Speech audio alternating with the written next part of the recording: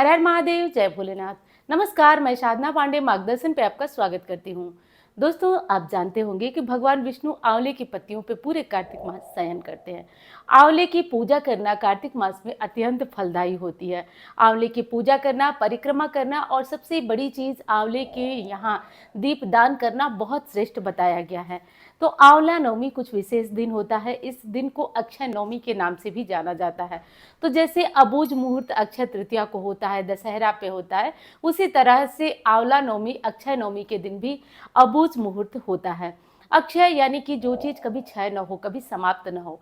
आज के दिन ही द्रौपदी को भी अक्षय पात्र मिला था, जिससे कि जितने भी लोगों को भोजन कराते जाओ वो भोजन कभी कम नहीं होता है। तो आंवला नवमी अक्षय नवमी जो है इस बार 10 नवंबर को पड़ रही है, 10 नवंबर 2024।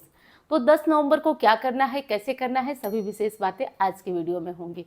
जैसा कि आप जानते हैं दोस्तों, आप सभी कार्तिक स्नान कर रहे होंगे और कार्तिक मास में कुछ कुछ दीप ऐसे वृक्ष हैं जिनकी पूजा करना वरदान से कम नहीं है। जैसे कि पीपल हो गया, आंवला हो गया, केला हो गया, बेल का वृक्ष हो गया, इन और दूसरी हो गई तुलसी। दूसरी तो नहीं कहेंगे, प्रथम पे तुलसी। तो इन वृक्षों की पूजा करना पूरे कार्तिक मास अत्यंत फलदायी है। इन पांचों वृक्षों में से भी अगर कहें कि सबसे श्रेष्ठ कौन सा है, तो वो है तुलसी, और दूसरा है पीपल, और तीसरा है आंवला। तो ये तीनों वृक्ष बहुत विशेष हैं। तो अगर आपने हर दिन पूजन किया, अत्यंत उत्तम। नहीं कर पाए हैं तो कुछ कुछ तिथियां होती हैं, जिन तिथियों में मैं बताती भी जाती हूँ कि आपको क्या करना है, कैसे करना है। तो आंवला नवमी बहुत विशेष होती है, जिसको कि अक्षय नवमी कहा जाता है। आंवला नवमी यानी कि आंवला अक्षय नवमी, इस दिन आंवले के वृक्ष के नीचे बैठकर भोजन करने से जो अखंड सौभाग्य की प्राप्ति होती है, अच्छे स्वास्थ्य की प्राप्ति होती है। तो अक्षय नवमी के दिन आप आंवले के वृक्ष के नीचे बैठकर भोजन कर सकते हैं। और आंवले नवमी के दिन आप एक काम और कर सकते हैं, दीपक जलाकर परम पुण्य की प्राप्ति भी कर सकते हैं। परंतु इस बार जो है वो दुविधा की स्थिति बनी हुई है। 10 नवंबर रविवार पड़ रहा है, और जैसा कि कुछ विद्वानों का मत है और सच भी है कि आंवले के नीचे जो है कार्तिक मास में भोजन करना, ये सब करना काफ़ी उत्तम होता है। परंतु रविवार पड़ने से लोगों का मत है कि अक्षय नवमी के दिन भोजन नहीं किया जाएगा, आंवले के वृक्ष की पूजा एक दिन पहले की जाएगी। परंतु दोस्तों, जब भी कोई ऐसी तिथि पड़ जाती है तो दिन को मान्यता न रख करके उस तिथि को मान्य किया जाता है। और इसलिए आपको आंवला नवमी के दिन भगवान विष्णु को आप हाथ न लगाएं, आंवले के वृक्ष को हाथ न लगाएं। बाकी दूर से आप दीपदान वगैरह कर सकते हैं, कोई दिक्कत नहीं है। अब दूसरी बात है कि आंवले के वृक्ष के नीचे भोजन बनाएं या नहीं, भोजन कराएं या नहीं। तो देखिए, अगर वहीं पे ये चीज़ आप ध्यान रखें तो आंवले वृक्ष के नीचे भोजन बनाना और करना अक्षय नवमी को बहुत शुभ होता है। तो इस दिन में आपको तिथि का विशेष महत्व देना है। यानी कि आप जानते होंगे, वार से बड़ा त्योहार कहा जाता है, तो तिथि का महत्व विशेष होगा, ना कि दिन का मान रहेगा। तो आंवले के नीचे आप भोजन बना सकते हैं, कर सकते हैं। आंवले के नीचे अगर भोजन आप बनाना मुश्किल ना हो, मुश्किल हो, करना मुश्किल हो, तो आप आंवले के नीचे भोजन कुछ ले जा करके या फिर चाय बना के भी ले जाके पी सकते हैं परिवार के साथ। कहा जाता है कि आज आंवले के नीचे माता लक्ष्मी ने त्रिदेवों को भोजन कराया था, इसलिए इस दिन की विशेषता बहुत महत्व बढ़ गया है। और आंवले के नीचे भोजन करने वाला दीर्घायु होता है, क्योंकि कहा जाता है अमृत वर्षा होती है, तो व्यक्ति को अखंड सौभाग्य स्वास्थ्य की प्राप्ति होती है। और दूसरी चीज, माता लक्ष्मी की भी असीम कृपा ऐसे व्यक्ति पे बनती है जो आंवले के नीचे भोजन करता है। तो आपकी सारी दुविधा तो दूर हो गई होगी। मैंने पहले वीडियो में भी आपको ये दुविधा दूर करके बताया था, क्योंकि हम सभी आंवले के नीचे भोजन करते हैं और करेंगे भी। और आप इस सब दुविधा में न पड़े, क्योंकि ऐसी बड़ी विशेष तिथि है कि आज के दिन किया। हाँ, वहीं पे अगर पीपल होता तो हर कोई कहता पीपल के नीचे ना करने को रविवार को, परंतु आंवले को बिना स्पर्श किए आप जैसे पत्तियां वगैरह न तोड़ें, जो फ्रूट होते हैं, फल होते हैं, वो भी न तोड़े, कुछ तोड़े नहीं, स्पर्श भी ना करें, लेकिन आप दूर से उनका पूजन बहुत भली भांति कर सकते हैं। अब बताती हूँ आपको कुछ विशेष उपाय जिसे आपको करना है।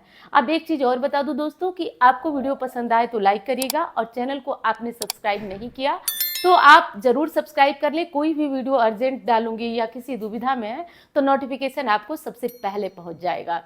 अब बात कर लेते हैं उपाय की।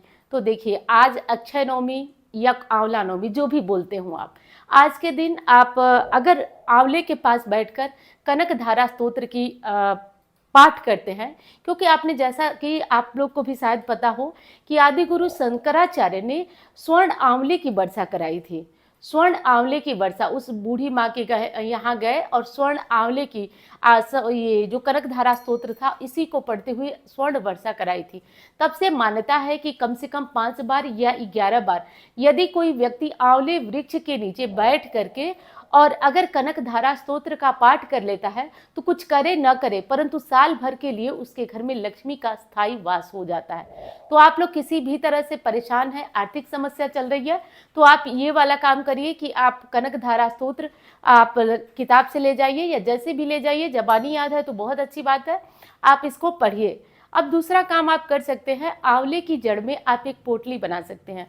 उस पोटली में नाग केसर लगेगा, एक चांदी का सिक्का, नहीं है तो सादा सिक्का ले लीजिए, हल्दी की गांठ लगेगी और थोड़ा सा आपको जो पीली कौड़ियाँ होती हैं दो, एक भी मिल जाए और एक गोमती चक्र ले जाइए। कनकधारा स्तोत्र पढ़ते टाइम आप उन पोटली को खोलकर बस नीचे रख दीजिए, जो आंवले का वृक्ष होता है उसके नीचे रखिए और रखने के बाद आप क्या करिए, पूरे भाव से मनोयोग से आप खड़े हो जाइए, आप बैठ जाइए, जैसे आपको सुविधा लगे।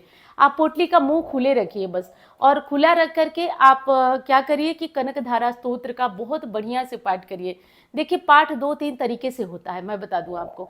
कुछ लोग तो ऐसे लगता है जैसे ट्रेन पकड़ने ही वाले हैं, बहुत जल्दीबाजी में होते हैं, तो कभी भी इस तरीके से कोई पाठ मत करिए जिसमें आप बहुत तेज, बहुत तीव्र स्वर में कर रहे हो, क्योंकि इसमें कनकधारा स्तोत्र में माँ लक्ष्मी का जो बहुत अच्छा यशोगान है, उसमें उनकी बहुत ज़्यादा बड़ाई की गई है, उनकी स्तुति की गई है। और जैसा कि आप जानते हैं कि कोई अच्छी बात भी अच्छी तरीके से न की जाए तो वो बुरी लगती है। तो बहुत लोगों का फ़ोन आता है, कमेंट भी करते हैं, मैं तो इतने सालों से पढ़ रही हूँ। अरे तरीका भी समझिए, आप तरीका समझिए और उसको मीठे स्वर में अच्छे से थोड़ा रुक रुक के धीरे धीरे आप पढ़ते हुए आप उस पोटली को खोले रहिए। 5 बार, 7 बार, 11 बार हो जाए तो उस पोटली को कस के बांधिए। और यहाँ पे दावे से कहती हूँ, गारंटी से, जिन लोगों को सोने की बहुत चाहत होती है ना, बहुत गहनों की चाहत होती है, वो लोग ये उपाय कर ले और करके देखें, बहुत आनंद आ जाएगा। और बहुत सारे लोग ये कहेंगे कि इस उपाय को करके, मतलब कमेंट ऐसा भी आता है कि इस उपाय को तो आप भी कर सकती हैं। जी हाँ, बिल्कुल करती हूँ, इसके तो साक्षी महादेव हैं, बिल्कुल करती हूँ। लेकिन एक चीज़ आपको, इस उपाय या कोई भी उपाय, मैं भी अपना कर्म कर रही हूँ आपको बता करके, आप भी अपना कर्म करिए अपना काम करके, क्योंकि मैं केवल बता करके चुप नहीं हूँ, मेरा ये कर्म है। तो आप भी अपना कर्म करिए, हर स्थिति में कर्म करने के बाद ही लक्ष्मी आती हैं।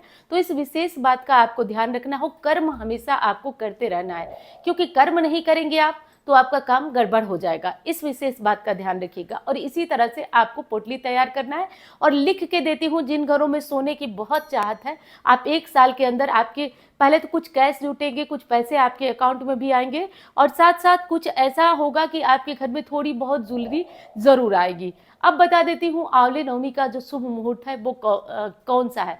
10 तारीख को, तो देखिए 9:40 से और 12:02 तक आंवले नवमी की पूजा का शुभ मुहूर्त है। तो ये है आपको करना 10 तारीख को, 10 नवंबर को है। बाकी तो पूरे दिन किया जा सकता है, शाम को भी किया जा सकता है, लेकिन ये शुभ मुहूर्त था जो मैंने आपको बताया।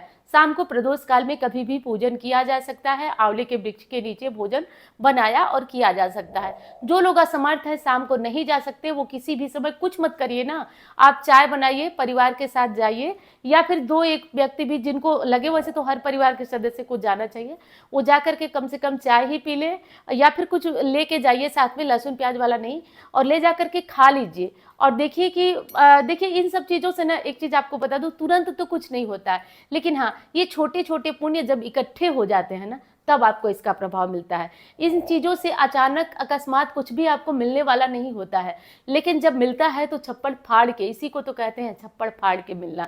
तो ये छोटे छोटे कार्य हैं। और हाँ, कार्तिक स्नान आप कर ही रहे होंगे। कार्तिक मास की जो कथाओं की वीडियो आ रही है, उस वीडियो को आप लोग प्रतिदिन सुना करिए, उसमें बहुत ही सुंदर प्रसंग इस समय चल रहा है, आप भी अवगत हो जाएंगे, पूजा पाठ में आपकी रुचि और भी बढ़ जाएगी। तो इसे भी सुना करिए। और पूर्णिमा वाली वीडियो चैनल पे अपलोड हो चुकी है, दीपदान कैसे करना है, कार्तिक मास का उद्यापन आपको किस प्रकार करना है। कार्तिक मास बहुत लोग नहा रहे होंगे, और कार्तिक मास में अंतिम दिन क्या करना है, कैसे उद्यापन करना है, कैसे स्नान करना है, क्या क्या दान करना है, कितने दीपदान करना है, सारी वीडियो जो है चैनल पे अपलोड हो चुकी है, आप लोग इसको देखते रहिए। और एक वीडियो जो कि स्थायी होगी कि कार्तिक मास में कैसे स्नान, कैसे दान और क्या करना चाहिए, वो आपको कल मिलेगी। तो कल की वीडियो भी देखना मत भूलिएगा। वो कार्तिक मास में स्पेशली नहाने वाले लोगों के लिए या अक्षय पुण्य प्राप्त करने के लिए, तो वो वीडियो भी आपको समय से पहले मिल जाएगी। और उम्मीद करती हूँ जानकारी आपको पसंद आएगी। धन्यवाद। हर हर महादेव।